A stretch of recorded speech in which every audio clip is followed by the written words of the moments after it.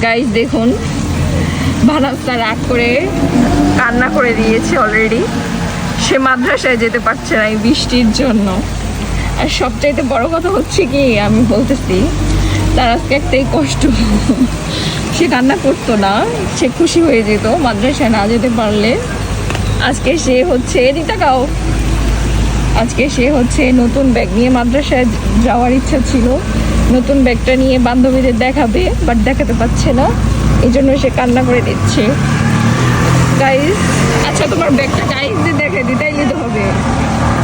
গাইসদের দেখা দিই, আসো আসো। দেখেন কিভাবে কান্না করছে, দেখেন। বাইরে গেছে 8:30, এখনো গাড়ির জন্য আমি দাঁড়ায় আছি, কোনো গাড়ি যাইতে চায় না চিপার ভিতরে। আমি কিভাবে যাবো বলেন, আপনারাই বলেন। কান্না করতে করতে আসতেছে, কি বৃষ্টি আপনারাই দেখেন। বৃষ্টির জন্য মানুষের বাসা থেকে বের হতে পারে না।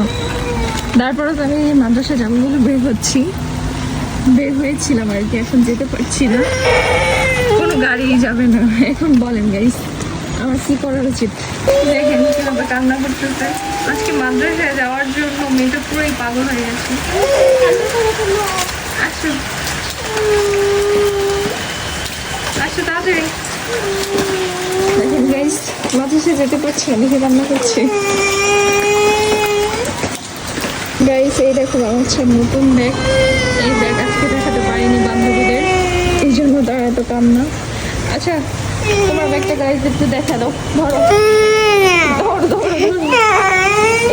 ধরো ধরো ধরো প্লিজ মাম্মি, আমি তো দেখলাম। ধরো